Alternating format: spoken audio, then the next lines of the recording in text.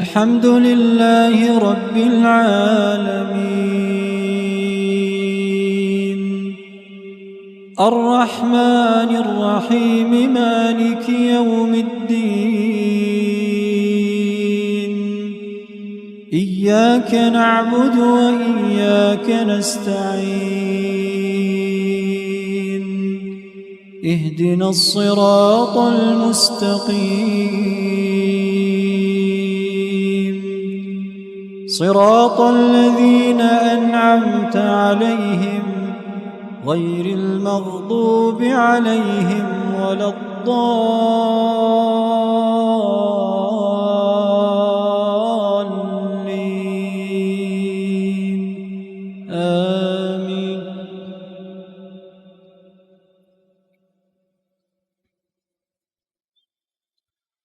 صاد والقرآن ذي الذكر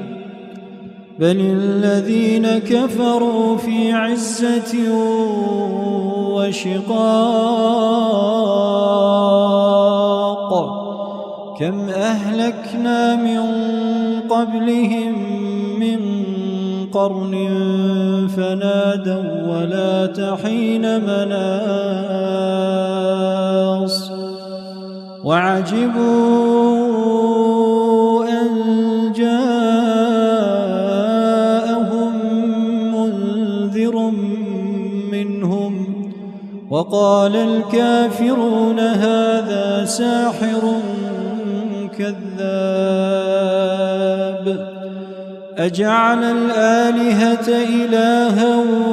واحدا إن هذا لشيء عجاب وانطلق الملأ منهم أن امشوا واصبروا على آلهتكم إن هذا لشيء يراد ما سمعنا بهذا في الملة الآخرة إن هذا إلا اختلاق أأنزل عليه الذكر من بيننا بل هم في شك من ذكري بل لما يذوقوا عذاب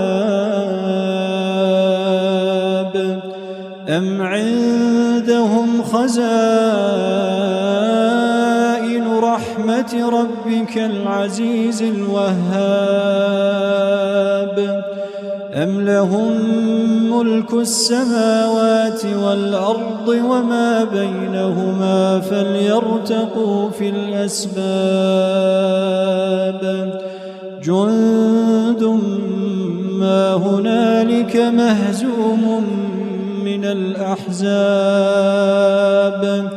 كذبت قبلهم قوم نوح وعاد وفرعون ذو الأوتاد وثمود وقوم لوط وأصحاب الأيكة أولئك الأحزاب إن كل إلا كذب الرسل فحق عقاب وما ينظر هؤلاء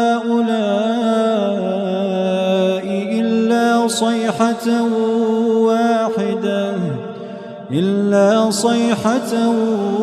واحدة ما لها من فواق وقالوا ربنا عجل لنا قطنا قبل يوم الحساب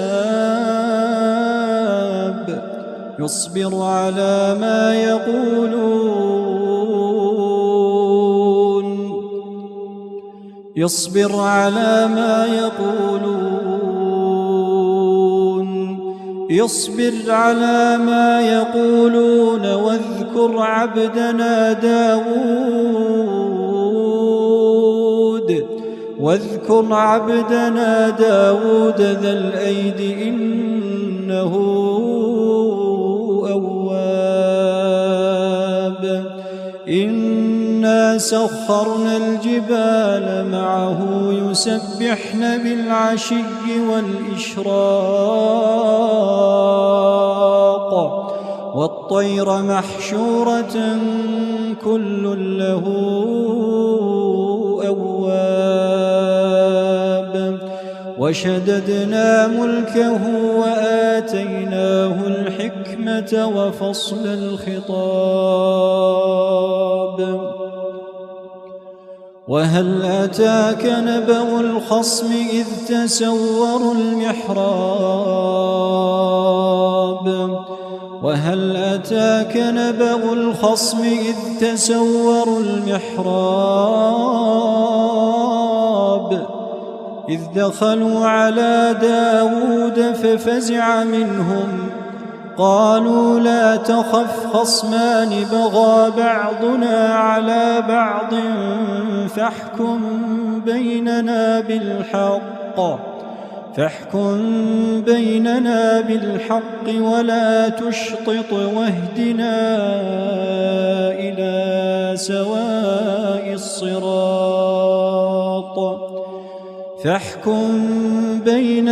بالحق ولا تشطط واهدنا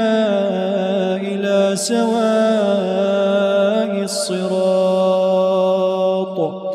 إن هذا أخي له 99 نعجة ولي نعجة واحدة فقال أكفلنيها وعزني في الخطاب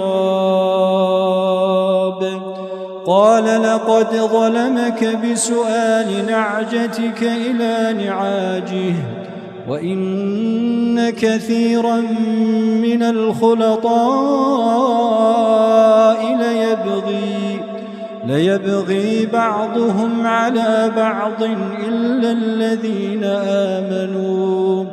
إلا الذين آمنوا وعملوا الصالحات وقليل ما هم وظن داود أنما فتناه فاستغفر ربه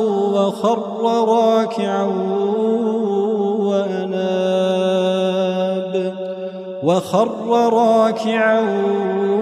وأناب فغفرنا له ذلك وإن له عندنا لزلفى وحسن مآب يا داود إنا جعلناك خليفة في الأرض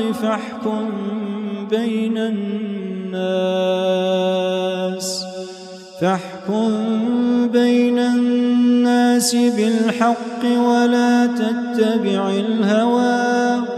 ولا تتبع الهوى فيضلك عن سبيل الله إن الذين يضلون عن سبيل الله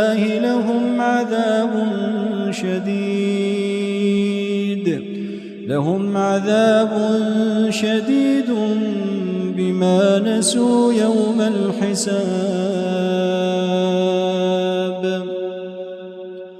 وما خلقنا السماء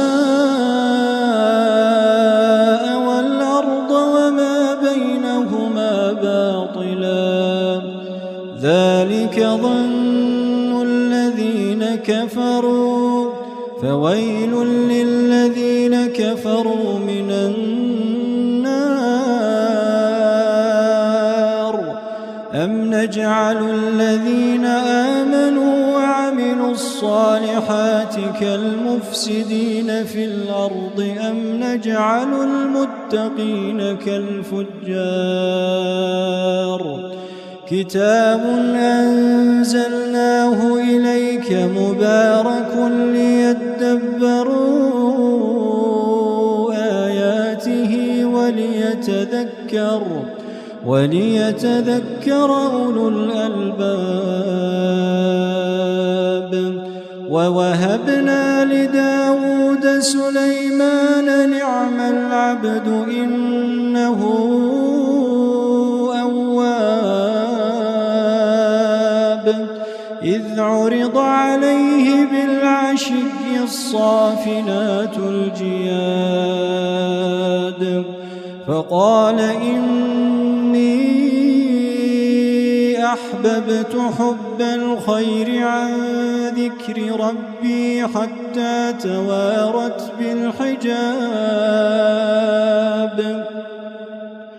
ردوها علي فطفق مسحا بالسوق والأعناق. ردوها علي فطفق مسحا بالسوق والأعناق. ولقد فتنا سليمان وألقينا على كرسيه جسدا ثم أناب. قال رب اغفر لي وهب لي ملكا لا ينبغي لأحد من بعدي إنك أنت الوهاب. فسخرنا له الريح تجري بأمره رخاء حيث أصاب والشياطين كل بناء وغواص وآخرين مقرنين في الأصفاد. هذا عطاؤنا فامنن أو أمسك بغير حساب وإن له عندنا لزلفى وحسن مآب. شهر رمضان الذي